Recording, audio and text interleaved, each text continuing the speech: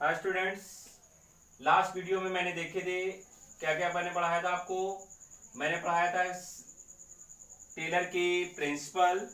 ठीक है स्टूडेंट्स, आज हम लोग पढ़ेंगे टेलर के अब हम टेलर ने ही साइंटिफिक टेक्निक दी है। आज हम लोग क्या पढ़ना है, हम लोगों को टेक्निक पढ़नी है। टेक्निक में हम लोग क्या पढ़ना है, टेलर जो हम लोग को छोटी छोटी गलतियां हो जाती थी, टेलर ने ये भी समझाने की जो हम लोग छोटी छोटी गलतियां करते हैं उसी से अपने वर्क को अच्छा कर सकते हैं स्टूडेंट की नहीं कर सकते हैं।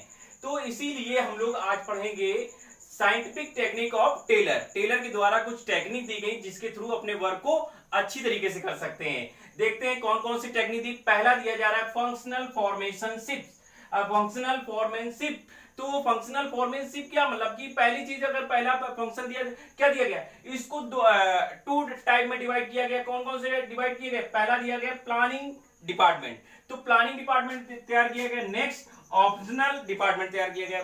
प्लानिंग डिपार्टमेंट में हम लोग क्या पढ़ेंगे, देखिए प्लानिंग डिपार्टमेंट में किसी चीज की वर्किंग करने के लिए हम लोगों को प्लानिंग करनी होती है। अगर किसी चीज अपने गोल को अचीवमेंट करना है तो सबसे पहले जरूरी है प्लानिंग। तो प्लानिंग में पहला चीज है रूट क्लर्क। रूट क्लर्क में समझ रहे हैं, रूट क्लर्क का मतलब हो गया कैसे वर्क करना है। वर्क करने का मतलब है कि मशीन से वर्क करना है या मैनुअल वर्क करना है, तो ये मतलब कि स्टेप बाय स्टेप वर्क करना है। तो हमें बताता है ये रूट क्लर्क, क्या बताता है किससे वर्क करना है, या मशीन से करना है या मैनुअल करने की कोशिश करते हैं। ठीक है स्टूडेंट्स, नेक्स्ट आता है मेरे पास, कौन सा है मेरे पास दिया इंस्ट्रक्शन कार्ड क्लर्क। तो इंस्ट्रक्शन का मतलब समझ रहे कि राय देना कि किस तरीके से वर्क को करना।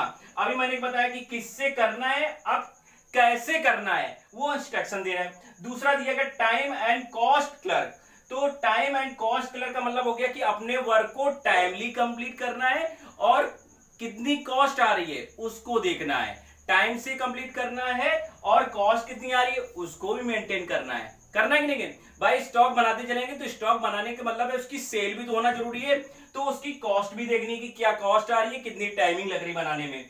लास्ट बचा मेरे पास डिसिप्लिन। तो डिसिप्लिनर का काम क्या है, डिसिप्लिनर का काम है डिसिप्लिन में लाना। ठीक है कि नहीं लाना।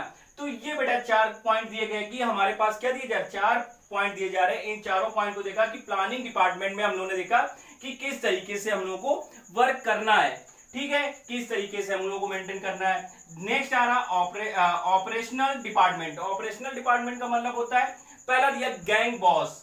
गैंग बॉस का मतलब समझ रहे कि एक बॉस होना चाहिए अपने कंट्रोलिंग करे, तो एक ग्रुप में अपने काम करना है कि नहीं करना है। Next speed boss. तो स्पीड बॉस का मतलब क्या है भाई, ऑपरेट कर रहे हो, ऑपरेट का मतलब क्या है, तो वर्क को क्या है प्रॉपर स्पीड में कराना है।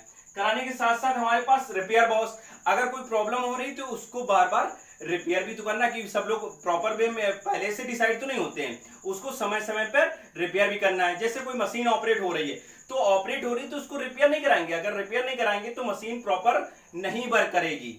करेगी नहीं करेगी भाई। कोई अगर मान लीजिए हम लोग पास एक पर्सनली बाइक है, उस बाइक को भी हम लोगों को समय समय पर रिपेयर करना जरूरी होता है। ठीक है स्टूडेंट्स। नेक्स्ट हम लोग देखेंगे इंस्पेक्टर। तो मेरे पास क्या है, इंस्पेक्टर का काम क्या होता है मेरे पास कि एक जांच देना और जांच को भी देखना होता है कि नहीं देखना। तो ये बेटा दिए जा रहे हैं, ये चारों पॉइंट हमारे पास दिए जा रहे हैं। प्लानिंग डिपार्टमेंट, दूसरा ऑपरेशनल डिपार्टमेंट, इन चारों पॉइंटों में देखेंगे। 4 इसके पॉइंट दिए गए, 4 इसके पॉइंट दिए गए। तो मेन चीज फंक्शनल फॉर्मेनशिप मींस हमारे पास दिए इसके 2 डिपार्टमेंट गए, प्लानिंग और ऑपरेशनल डिपार्टमेंट। ठीक है। नेक्स्ट स्टूडेंट हम लोग देखेंगे standardization and simplification of work की स्टैंडर्डाइजेशन। आइए देखते हैं, पहले तो हम लोग इस चीज को समझे। स्टैंडर्डाइजेशन में समझ रहे हैं कि क्वालिटी है ना, कि कर स्टैंडर्ड चीज होनी चाहिए। स्टैंडर्ड किसकी होनी चाहिए भाई, स्टैंडर्ड तो होगी तब। देखिए स्टैंडर्ड मेन जरूरी होती है कि अगर स्टैंडर्ड होगा तो वो चीज बिकेगी, भले कुछ लोग कम लोग खरीदेंगे लेकिन उससे बेनिफिट भी ज्यादा ही होगा। जैसे फॉर एग्जांपल समझ लीजिए कि, और देखते हैं कि अगर स्टैंडर्डाइजेशन, जैसे फॉर एग्जांपल समझे, जैसे अब अगर कोई एंड्रॉयड फोन की बात करी, सबसे ज्यादा जो महंगे फोन है जैसे एप्पल, तो एप्पल के फोन क्या है कि उसकी 10-20 वैरायटियां चेंज होती रहती हैं। नहीं, वो एक ही कंपनी बनाती है और उसमें क्या होता है कि उसके लिमिटेड पीस आते हैं, उस पीस पर ही उनका रेट होता है। जैसे बाइक कार की बात कर ली जाए तो कार भी जैसे हम लोग कहते हैं कि अगर BMW, तो BMW अगर पूरे मोहल्ले में बात की जाए, पूरे ग्रुप एरिया में बात की जाए, तो क्या हो सकता है, ज्यादा 2-4 लोगों के घर में होगी। अगर मारुति 800 की बात की जाए, स्विफ्ट डिजायर की बात की जाए, तो वो सभी घरों में मिल सकती है। मिल सकती नहीं मिल सकती है। तो ये बड़ा सब चीज है कि स्टैंडर्डाइजेशन, तो ऐसा स्टैंडर्ड होना चाहिए जो सभी के लिए हो, मतलब कि जो ज्यादा ऐसा नहीं, जो अब ऐसा नहीं ज्यादा बन रहा तो ज्यादा लोग खरीद लेंगे, कहने में समझ लो। तो क्या स्टैंडर्ड होना चाहिए, उसमें दम होने चाहिए, चाहे थोड़ी पीस बने लेकिन अच्छी बने और उसको खरीद सके, उसका रिस्पांस ज्यादा मिले। और अगर ज्यादा ही अगर महंगी है तो उसका प्रॉफिट भी तुम्हें ज्यादा मिलेगा नहीं मिलेगा। तो ये चीज है।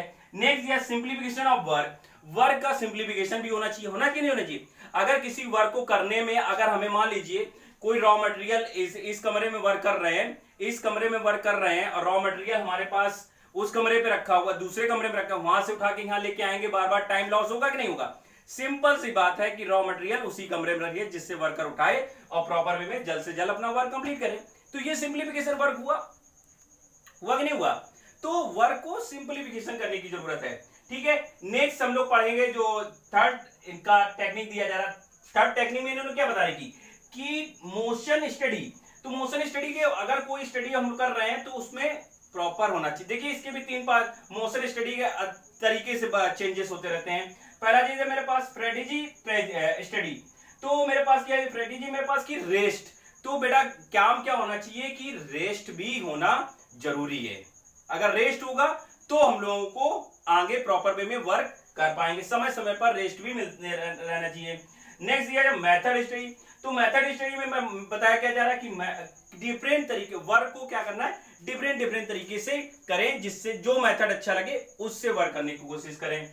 दूसरा दिया है टाइम स्टडी। तो टाइम स्टडी के मेरा क्या दिया जाएगा, टाइम स्टडी में क्या करेंगे कि टाइम स्टडी में प्रॉपर वर्क करने के लिए वर्क को अपना टाइम से भी निपटाने की कोशिश करना चाहिए स्टूडेंट के लिए।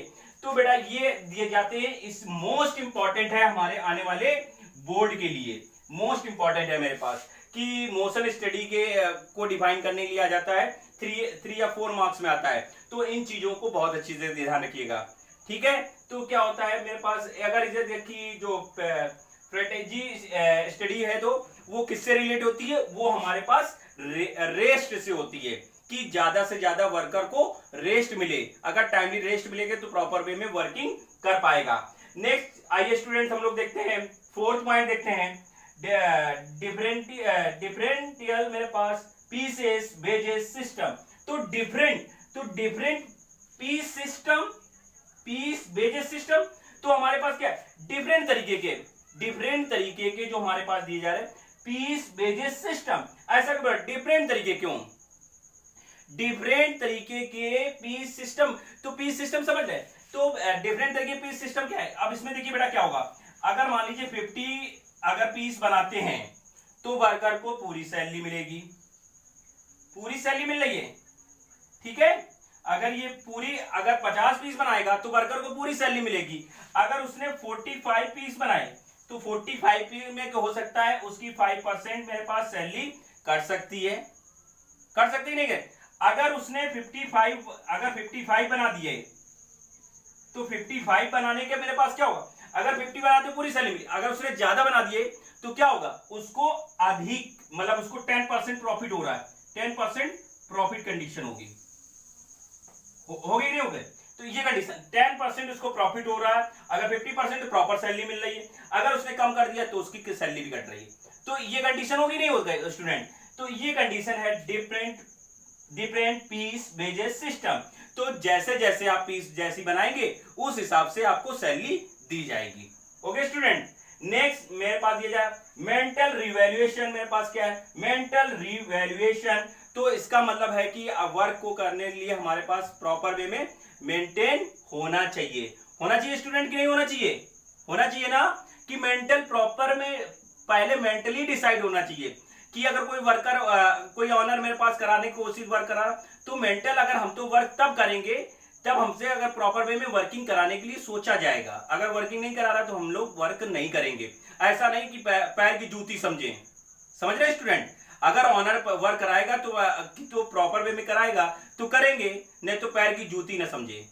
ठीक है स्टूडेंट, तो मेंटल रिवोल्यूशन के पहले से डिसाइड होना चाहिए, जिससे प्रॉपर वे में वो वर्क कर सके स्टूडेंट। तो मेंटल पहले से डिसाइड होगा। अगर मेंटली प्रॉपर वर्क करेगा तो ऑटोमेटिकली वो अच्छा वर्क करेगा, नहीं करेगा? अगर मेंटल वो प्रॉपर वे में है नहीं, डिसाइडेड नहीं, तो वो नहीं कर पाएगा। करेगा नहीं? तो मेंटली प्रिपेयर होना चाहिए। अगर मेंटली प्रिपेयर होंगे तो अच्छा वर्क होगा, अगर मेंटली प्रिपेयर नहीं है तो वर्क नहीं कर पाएंगे। कर पाएंगे? नहीं कर पाएंगे। तो ये बेटा हमारे पास जो इसके दिए गए साइंटिफिक टेक्निक ऑफ टेलर्स, ये 4 पॉइंट दिए गए। Fifth point, in fifth point में सबसे ज्यादा इंपॉर्टेंट है सेकेंड और थर्ड, ये दोनों पॉइंट इंपॉर्टेंट है। 100% की बात मैं कह रहा हूं, 100% कि 100% हमारे बोर्ड में ये क्वेश्चंस मिलता ही मिलता है। इससे 100% की बात कर रहा हूं कि 100%। अभी लास्ट टाइम का पेपर उठा के देख ले, अभी तो लास्ट टाइम पेपर अभी हुआ ही नहीं, अब आने वाले जुलाई में होगा। ठीक है, कोरोना वायरस की वजह से एक बेनिफिट ये मिल रहा है, इतना लंबा पेपर घसीटा जा रहा है, और हो सकता है कि क्या डिसीजन होगा, कि पेपर अच्छा होगा कि खराब होगा, तो आने वाले समय में। इससे पहले देखिए इको का पेपर बहुत अच्छा हुआ है। ये मैं कह रहा हूं कि 95% जो हमारे वीडियो में है वो 95% हमारे इको के क्लास में होगा। ठीक है, तो ये कंडीशन है। तो बेटा आज ये बेस्टी की क्लास में थी, इस तरीके से देखेंगे। ठीक है, ये चैप्टर का लास्ट टॉपिक था, इस चीज को मैंने कवर किया है। नेक्स्ट हमारा चैप्टर थर्ड है एनवायरमेंट। ठीक है, उसको कंप्लीट करेंगे। ठीक है, ओके स्टूडेंट।